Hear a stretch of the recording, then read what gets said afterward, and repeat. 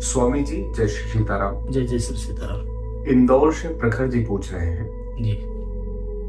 शास्त्रों में और कहानियों में, जैसा कि वो बचपन से संतों के बारे में सुन रहे हैं, वो कह रहे हैं कि वैसे संत आज के समय में क्यों नहीं देखने को मिलते हैं। जिन लक्षणों से युक्त संतों का दर्शन हम शास्त्रों में करते हैं, पुराने समय में करते हैं, वो लक्षण आज के संतों में व्याप्त क्यों नहीं होते हैं।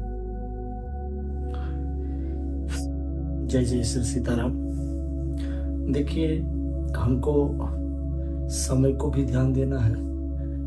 ये प्रश्न कई बार मेरे पास आया और मैंने इस प्रश्न का जवाब भी दिया। कहीं पर भी मुझसे पूछा गया था कि जैसे संत हमने शास्त्रों में वर्णित सुने और पढ़े हैं, वैसे आज के परिवेश में नहीं होते हैं। तो मैं कहीं जल्दी में थे तो मैंने कहा पैदा कर लीजिए। तो बड़ा विरोधाभास लगा कि ये क्या पॉसिबल है कि संत पैदा कर सकते हैं। जी हाँ, शायद मेरी बातें थोड़ी अटपटी लग रही हैं, लेकिन मित्रों, मैं अब निश्चित कहना चाहता हूँ कि हमारे यहाँ जितनी दो प्रकार की बर्थ हमारे यहाँ संसार में है, एक वांटेड एक अनवांटेड। एक वांटेड, दूसरी अनवांटेड बर्थ है। जो वांटेड बर्थ है, जो कामना ग्रसित, जो कामस संतान है, उससे हमारी उम्मीदें होती है। जैसे हम उत्तराधिकारी को लेकर के कि हमारे संतान हो जाती तो मेरे इतने बड़े एम्पायर का या मेरा उत्तराधिकारी हो जाते, मैं भी कल्याण हो जाता मेरा भी। एक संतान तो कामज हो गई। ये संतान क्या है, इससे उम्मीद लगा के बैठा है दंपत्य, और वो बच्चा भी अपने दंपत्य के उम्मीदों पे खरा उतरने का जीवन भर संघर्ष करता रहता है। लेकिन ठीक इसके विपरीत एक दूसरी संतान है जिसको धर्म संतान कहते हैं। वो अनवांटेड बर्थ है। फॉर एग्जाम्पल आप देखिए, भगवान श्री कृष्ण का आपने प्रसंग में सुना ही होगा, पढ़ा भी होगा। जेल में कौन बच्चा पैदा करना चाहता है? शायद कोई नहीं चाहेगा जेल में बच्चा पैदा करना। जेल में कृष्ण का जन्म हो जाता है। अपने माँ बाप देवकी वासुदेव की अनवांटेड बर्थ है कृष्ण। तो जो अनवांटेड बर्थ है वो परमात्मा की संतान है।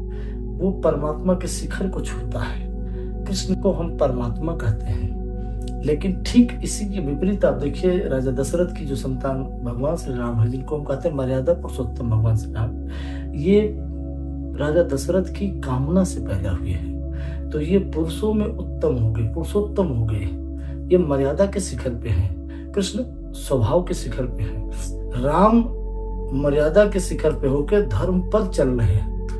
धर्म को अंगीकार करके धर्म पर चलते हैं, कहीं भी कोई वो नहीं। लेकिन कृष्ण से धर्म प्रकट हो रहा है। दोनों अलग अलग विपरीत परिस्थितियां हैं। तो इस संसार में जितनी भी बर्थ अनवांटेड बर्थ है, जिनको हम आज डिस्टर्ब कर दे रहे हैं, अनचाहा गर्भ देख ही रहे बार बार हम लोग, जितनी इच्छा हो रही उतने संतान भी बाकी नहीं है। लेकिन मित्रों, कबीर की स्थिति देखिए, बिन ब्याही माँ की संतान है। बिन ब्याही, बिना शादी विवाह के कोई संतान चाहता है, लेकिन हुई। और वो सही संतान जब होती है तो वो परमार्थ को उपलब्ध हो जाती है। कबीर बुद्ध पुरुष है। जीसस बिन ब्याही माँ की संतान है। तो सबसे पहले जानिए कि हमारे आज के डेट में जितने साधु संत दिखाई दे रहे हैं, जिनको आपको लगता है कि व्यवसायिक हो गए हैं संत वेश में, और कोई दोष नहीं है, वो निश्चित तौर पे किसी न किसी कामना से, वो अपनी माँ बाप की कामना से संतान पैदा हुई है। और उसी में वो धर्म क्षेत्र में भी आए हैं, वहाँ भी व्यवसायिक दृष्टिकोण से जो है आश्रम को बड़ा करना, परंपराओं को बड़ा करना, बड़ी बड़ी व्यवस्थाएं बनाना, यही चले, बड़े बड़े खूब बड़ा कुनबा इकट्ठा करना। लेकिन जब अनवांटेड बर्थ होगी तो स्वाभाविक होगी और वो परमार्थ को उपलब्ध होगी।